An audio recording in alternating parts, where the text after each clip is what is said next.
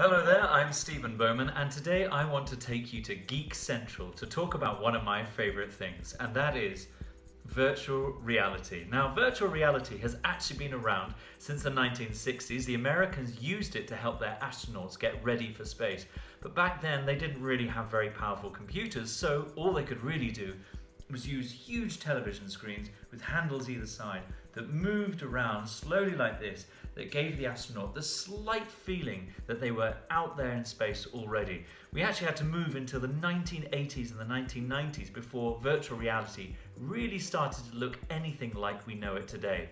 Now, back in the 80s and the 90s, they still didn't have enough computing power to really do virtual reality justice.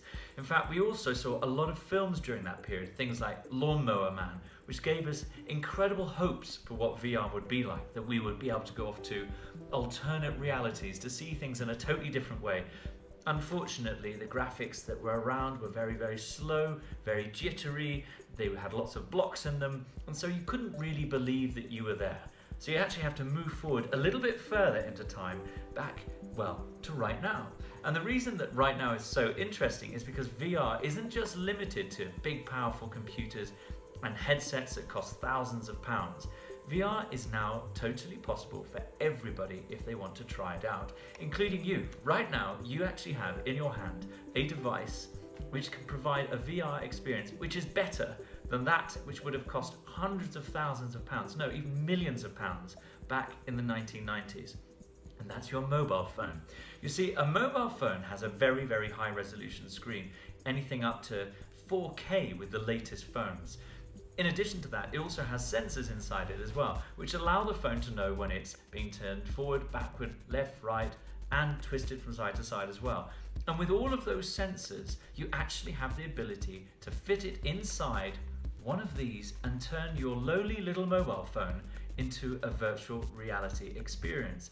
The way it works is very, very simple. Now, to see 3D, you need to use both of your eyes. Makes sense. And when you go to the movie theatre and you have a 3D cinema film, you'll notice you're given glasses which change the view for each eye ever so slightly. But using VR, you can make that experience much more real. Now, as you look at this headset, you notice it has two large lenses. They're called Fresnel lenses, and they take a small image and they bend it right the way around your vision. So when you put this on, you see a very large amount of space in front of you. Then inside, in this space here, you put your mobile phone. Now, the mobile phone has an image on the screen which is split in two, just like the lenses are split in two here. So when you close it, the mobile phone gives you one image for your left eye and one image for your right eye. When you place the headset onto your face, I know it makes you look a little bit like a cheap rate, low-cut mummy's attempt at a RoboCop costume. But the thing is, the reason it has to blank out your vision like that, and the reason it has to be so big, is because it is actually covering all of your vision. It is actually giving you an image of the world, which is very, very large inside the headset. The image on the screen is only this big, but the image that you look at is far larger than my arms can even stretch to.